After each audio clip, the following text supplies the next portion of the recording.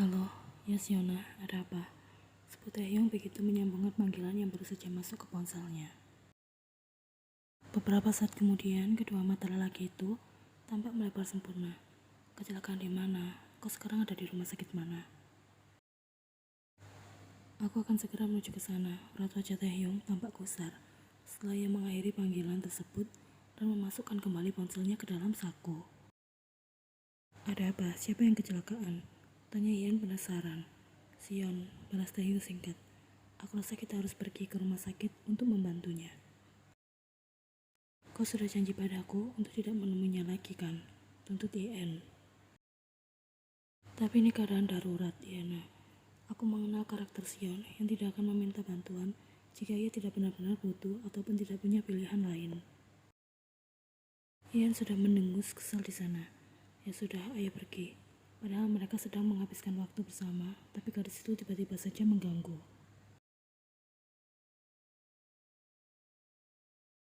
Maaf ya, aku jadi merepotkan begini, ucap Sion merasa tidak enak hati. Apalagi setelah melihat reaksi YN yang lebih banyak diam setari tadi. Kaki kiri Sion mengalami cedera akibat terserempet motor hingga membuat ia tidak bisa berjalan dengan baik. Itu sebabnya Taehyung menggendong gadis itu di punggungnya ketika menuju apartemen. Untuk sementara waktu, cari seseorang yang bisa menemanimu di sini. Taehyung memberikan saran. Aku sudah menghubungi Sua. Dia akan datang besok pagi, balas Sion. Tidak bisa datangnya malam ini saja, tanya Taehyung. Sua masih ada urusan, kecuali jika kau mau menemaniku malam ini. Sion kemudian menyadari tatapan menusuk yang Yen layangkan. Aku hanya bercanda, jangan terlalu dibawa serius ya, Ena. Gadis itu sudah tertawa canggung di sana. Kalian pulang saja, aku sudah tidak apa-apa. Yen tampaknya juga sudah lelah. Terima kasih karena sudah bersedia membantuku malam ini. Lanjutnya.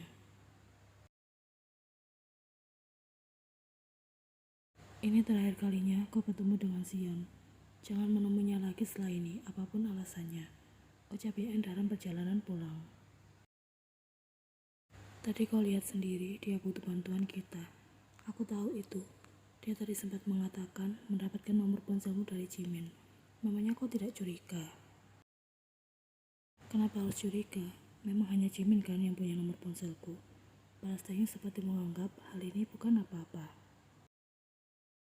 Lalu kenapa harus kau orangnya? Tanya Yen belum bisa menyingkirkan perasaan kesalnya. Sion tentunya memiliki teman yang lain kan? Kenapa tidak meminta bantuan pada mereka saja?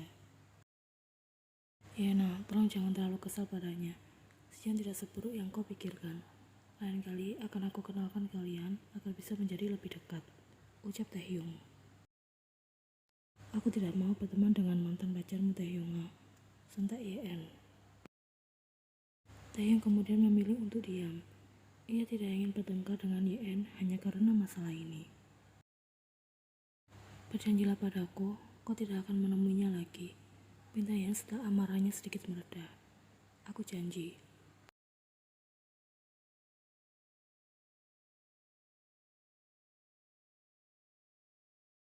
Terima kasih karena sudah bersedia menjemputku tadi. Tidak perlu merasa sungkan. Rasa cemas memenuhi benak Yen setelah membaca pesan itu di ponsel Taehyung.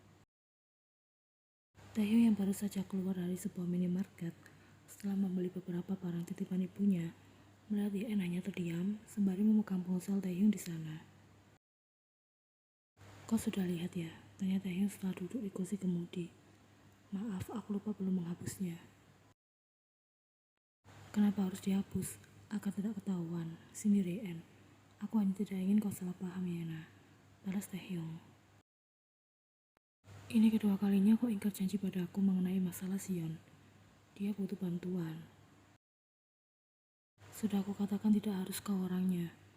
Tolong jangan seperti ini Yana. Ini bahkan hanya masalah sepele. Kau yang membuatku jadi seperti ini. Mengapa kau terus menemuinya meskipun kau tahu jika aku tak suka? Kau sengaja melakukan ini. Apa membuatku terus dilanda rasa gusar terlihat menyenangkan bagimu? Setelah mengatakan kalimat itu, Ian segera membuka pintu mobil dan keluar dari sana. Yen, tunggu. Taehyung sudah berlari mengejar. Ayo masuk ke dalam mobil dulu. Akan aku antar kau pulang. Tidak perlu, aku akan naik taksi. Taehyung terlihat menghela nafas. Kau salah paham, Yana. Tidak peduli alasan apapun yang akan kau jelaskan padaku. Satu hal yang pasti, kau telah mengkhianati kepercayaan yang telah aku beri. Yan kemudian masuk ke dalam taksi, meninggalkan Taehyung begitu saja. Yan baru saja berangkat. Apa dia tidak menghubungimu terlebih dahulu? Tanya Ibu Yan heran. Itu, ponselku ketinggalan di kafe sejak kemarin malam, Bu. Kalau begitu nanti aku akan menjemput Yan pulang saja. Jawab Taehyung menutupi pertengkaran yang sempat terjadi di antara mereka. Ya sudah kalau begitu, kau tidak mau masuk dulu untuk sarapan bersama? Ibu Yan menawarkan. Lain kali saja, Bu. Aku harus pergi ke toko kue sekarang. Calon ibu mertuanya itu mengangguk paham. Hati-hati di jalan, Taehyung. Ya, Bu. Aku permisi. Ternyata dia semarah ini padaku. Kumam Taehyung sendirian di dalam mobil. Lelaki itu sudah mengajak rambutnya frustasi. Sejak kemarin malam, Taehyung sudah mencoba untuk menghubungi Yan beberapa kali serta mengirimkan banyak pesan, namun tidak satu pun mendapatkan respon. Nanti pulang kerja aku jemput. Taehyung menatap layar ponselnya, menunggu balasan Yan di sana, dan lagi-lagi itu hanya dibaca. Bora menyebut ini sebagai cobaan pranikah. Dulu dia bahkan pernah kabur 1 minggu sebelum resmi menikah dengan Yoongi karena ada masalah. Lalu menurut Hoseok dan Yena, ini adalah hal wajar, namun tidak bisa disepelekan dan harus segera diselesaikan. Taehyung sampai di perusahaan tempat Yan bekerja setengah jam lebih awal dari jadwal pulang Yan sehari-hari. Gadis itu tampak terkejut melihat Taehyung yang berjalan mendekat. Ternyata kau yang dijemput Taehyung duluan, Yena. Ucap Jisoo dengan senyum dan sempat menyapa Taehyung di sana. Pergilah, aku akan pulang naik bus. Kumam Yan dengan nada dingin. Jisoo segera bungkam dan senyumnya luntur setelah menyadari Yan dan Taehyung tengah berselisih. Itu sebabnya setelah tadi, saat bekerja, Yan lebih pendiam dari biasanya. Aku datang kemari untuk menjemputmu, balas Taehyung. Aku tidak minta. Sepertinya kalian membutuhkan waktu untuk bicara berdua saja. Aku akan pergi menunggu kedatangan suamiku di sana. Aku duluan ya. Pamit Jisoo segera berjalan menjauh dan memberikan ruang bagi mereka. Taehyung tampak menghela nafas di sana. Sekarang kau maunya bagaimana? Katakan padaku apa yang kau inginkan dan berhentilah mengacuhkanku, pinta lelaki itu. Aku tidak suka ketika kau hanya memberikan janji palsu, ucap Yan. Ya, aku mengaku salah. Kau mengaku salah, tapi kau terus mengulanginya. Kalau seperti ini, 1000 kata maaf yang terucap dari bibirmu tidak akan pernah ada artinya. Kau hanya salah paham, balas Taehyung. Di mana letak salah pahamnya? Sion tidak seburuk yang kau kira. Aku tidak suka sikapnya yang terus tergantung padamu. Kita ini makhluk sosial, sudah sewajarnya saling tolong-menolong. Aku mengenal bagaimana sifat Sion. Dia tidak mungkin memiliki pikiran merebutku darimu. Yan tersenyum pedih. Sepertinya kau mengenal Sion lebih baik daripada aku calon pendamping hidupmu. Apa yang kau katakan? Tanya Taehyung tak mengerti. Aku benci ini. Sesuatu yang terjadi di antara kita saat ini, aku benar-benar membencinya. Kumam Yan dengan menahan tangis. Seharusnya tidak sampai seperti ini. Jika aku mau berusaha untuk berhenti berburuk sangka, balas Taehyung. Bagaimana bisa? Balas Yan dengan tatapan sedih. Aku sudah pernah mengalaminya dulu dan itu berimbas pada hancurnya rumah tanggaku. Sudah cukup Yana. Berhentilah membandingkan aku dengan Jimin. Sentak Taehyung marah. Kau seharusnya mengerti. Pikiran seperti ini yang membuatmu selalu mencurigaiku meskipun aku tidak melakukan apa-apa. Demi Tuhan Yana, aku tidak berselingkuh dan Sion tidak berusaha untuk merebutku darimu. Yan sudah diam tertunduk di sana. Ucapan Taehyung mengenai dirinya memang benar adanya seperti itu. Yan yang salah karena hingga saat ini masih saja dihantui dengan bayangan masa lalu. tapi hal itu berada di luar kuasanya. Pikirkan baik-baik sekali lagi sebelum kita benar-benar memutuskan untuk melanjutkan ke jenjang pernikahan. Aku pergi, ucap Taehyung kemudian berjalan menjauh. Kenapa? Kau takut pernikahan ini batal dan membuat malu seluruh keluarga besarmu? Kau takut tidak ada yang menikahimu selain aku? Aku muak atas segala tingkah lakumu yang terus saja mencurigaiku. Aku dan Sena hanya sebatas teman. Yena, surat Jisoo berhasil menyadarkan Yen dari lamunannya, yang dipenuhi oleh surat Jimin yang terus-menerus berputar di kepalanya. Gadis itu menatap Jisoo dengan raut hampir menangis hingga membuat Jisoo merasa khawatir. Aku antar kau pulang ya. Setelah 2 hari ini, Taehyung tidak memberi kabar pada Yen. Meskipun kemarin gadis itu sempat mengirimkan pesan meminta mereka untuk bertemu, tapi Taehyung belum membalasnya. Diam seperti ini bukan berarti acuh ataupun membenci. Taehyung hanya memberikan Yen waktu sedikit lebih banyak untuk menenangkan diri sembari berpikir dengan jernih. Taehyung juga akan melakukan hal yang sama. Calon menantu ibu kenapa jarang mampir ke rumah? Padahal minggu kemarin Yen bilang ingin main ke sini. Tanya ibu Taehyung ketika mereka sedang duduk santai bersama, bahwa Yen kemari besok sore. Yen sedang sibuk, Bu. Apa kalian sedang ada masalah? Padahal 2 minggu lagi kalian akan segera menikah. Kenapa malah jadi begini? Yen cerita pada ibu, tanya Taehyung terkejut. Tentu saja tidak, ibu menghubunginya kemarin. Yen juga beralasan sedang sibuk hingga kalian tak bisa saling bertemu. Iya benar, kami sama-sama sibuk, gumam Taehyung. Sibuk bertengkar, sindir ibunya.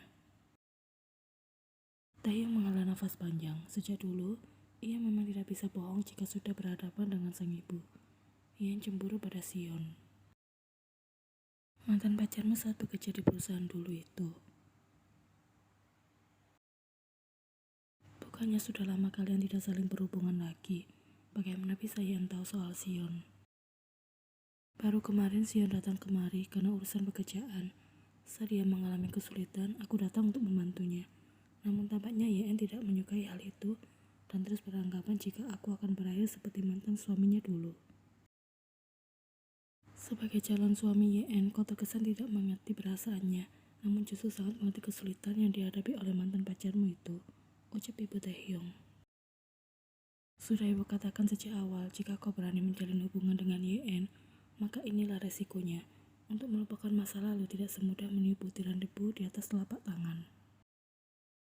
Taehyung tidak menyadari hal itu selama ini, karena menurut pandangannya, semua yang ia lakukan pada Sion hanya sebatas memberikan bantuan semata. Tapi sisi Yen menangkap hal itu sebagai bentuk perhatian yang mana bisa menimbulkan peluang cinta lama bersemi kembali seperti yang sudah-sudah.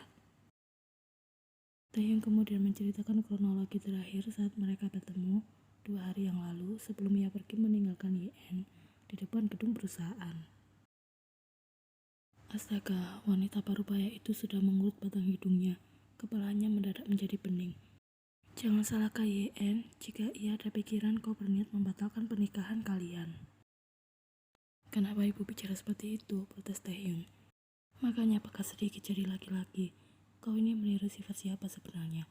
Ayahmu bahkan jauh lebih baik berkali-kali lipat daripada kau saat masih muda dulu. Pasti mirip ibu, balas Taehyung. Enak saja, ibu juga perhatian. Tidak sepertimu yang hobi main dengan mantan pacar. Mungkin karena hubungan ibu selalu berakhir dengan buruk, makanya enggan berteman setelah putus. Memangnya kau dan Sion berakhir baik? Kalau baik, kenapa mau putus? Kenapa tidak kau perjuangkan saja hingga akhir, serbu ibunya. Taehyung sudah mati kutu.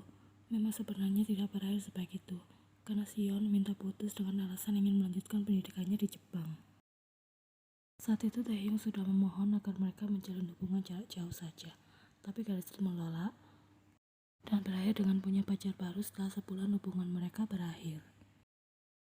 Ini sudah 2 hari, jadi segera selesaikan. Kalau ibu jadi Yen, ibu tidak akan mau menikah dengan lelaki yang tidak pengertian sepertimu. Kau bahkan pergi meninggalkannya begitu saja saat ia butuh didengar. Ibu jangan bicara seperti itu. Memangnya ibu mau punya anak yang melajang seumur hidup? Tanya Taehyung. Tentu Tentu saja tidak mau, makanya cepat minta maaf dan jangan berhubungan lagi dengan Sion. Iya Bu, aku mengerti.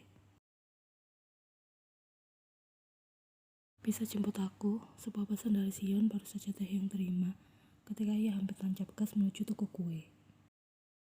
Tidak bisa, Taehyung membalasnya dengan singkat. Kali ini, ia mencoba membuka mata lebar-lebar untuk bisa menangkap maksud tersembunyi Sion. Andai saja gadis itu memang memiliki niat buruk akan hubungan Taehyung dan Yeon.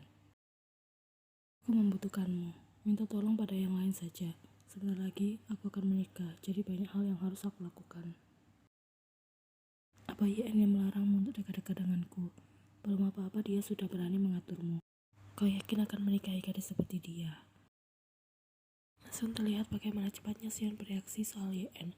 Padahal Taehyung tidak membahas calon istrinya itu di sini. Namun Sion langsung melayangkan tuduhan tanpa basa-basi. Berhenti menjelek-jelekan Yeon. Kita tidak bisa menjadi seorang teman seperti permintaanmu kemarin. Karena bagiku teman adalah mereka yang bisa menerimaku sekaligus pasanganku. Tak lama kemudian sebuah telepon masuk ke ponsel Taehyung dari Sion. Lelaki itu segera menghubungkannya. Aku tidak bermaksud seperti itu Taehyung.